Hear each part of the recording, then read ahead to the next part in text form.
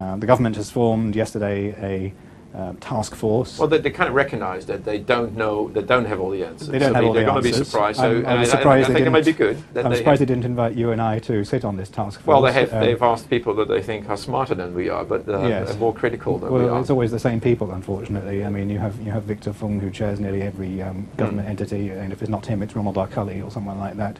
And we get Stephen Roach on it from but he has a very specific view. He's the Stephen chairman Roach is an economist. Economist of Morgan Stanley. He has a very specific view on what side is right. I mean, I was at he's a very learned gentleman, and I'm sure that he'll have some interesting points of view to put onto that committee.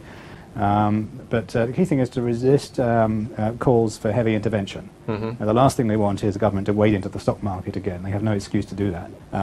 There are also calls for more help for SMEs. Well, what they can really do to help SMEs is get this competition law passed and make sure that it doesn't have isn't full of holes. We want it to look more like cheddar than Swiss cheese, and we want it to have outlaw anti-competitive practices that make it hard for SMEs to get a foothold and to enter market segments. Well, they can get that law passed this year. It shouldn't be that difficult, and get the commission body set up, and that will help us pull out of the economic slowdown in a year's time. And that would be better than throwing money at small businesses.